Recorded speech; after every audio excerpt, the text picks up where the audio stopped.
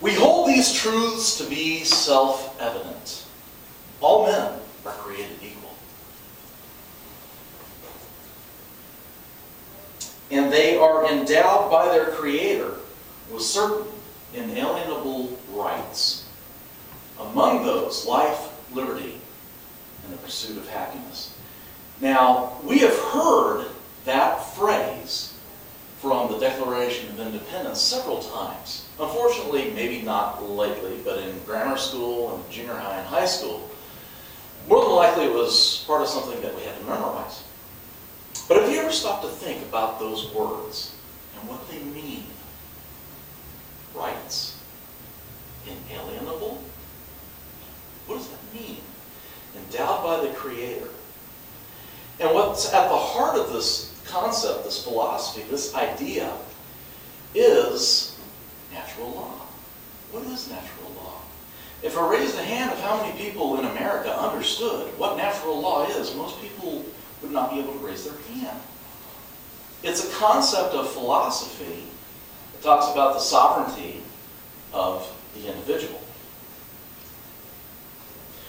We can first go back to Aristotle, back in ancient Greece, who believed that the human soul, as he understood it, sought ethical means to an end.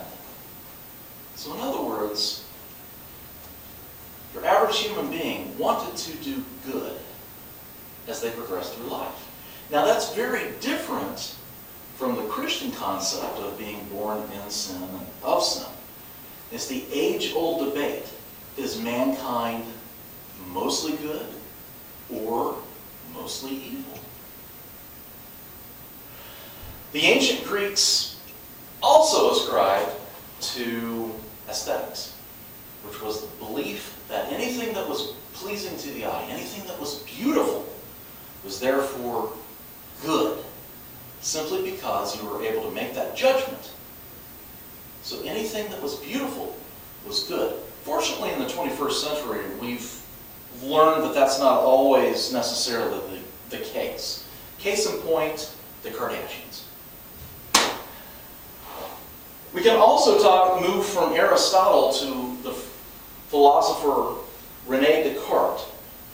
You've probably also heard the term, I think, therefore what? I am.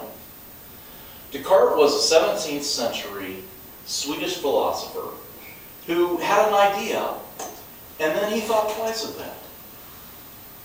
But then he analyzed that thought process. He said, wait a minute, if there's a belief that I can at some point doubt, that lends to reason, judgment.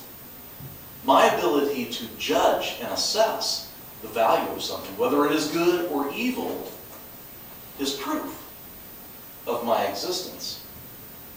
There's two main facets to natural law. We can talk about it as it applies to politics or the morality of the individual. Thomas Aquinas argued that these are not necessarily mutually exclusive. Has anyone ever heard the phrase, and as I quote it, evil prevails when good men do nothing? Anyone ever heard that? Probably off of a movie because it sounds cool, or a TV show. But it was a British member of Parliament by the name of Edmund Burke who coined that phrase. And his exact quote was a little different. But evil prevails when good men do nothing. What's significant about Burke was that he was a member of Parliament at the time that the Declaration of Independence was signed. See, he understood that you could not stop the spirit of the human being who wanted to be free. Even though he was a member of British Parliament, he was actually a supporter of America's sovereignty. Evil prevails when good men do nothing. So let's break down the preamble, or that portion of it. We hold these truths to be self-evident, that each man is created equal, that they are endowed by their Creator with certain inalienable rights, that among these are life, liberty, and the pursuit of property. That was its original coinage, written by John Locke about 100 years earlier. He discussed the three natural rights: life, liberty, and property. Only Thomas Jefferson decided to change that because he didn't think it would make necessarily a big splash with the people who rented. I mean, after all, they wanted to put out a document that would really be a rallying cry to the American people. So he changed it to life, liberty, and the pursuit of happiness.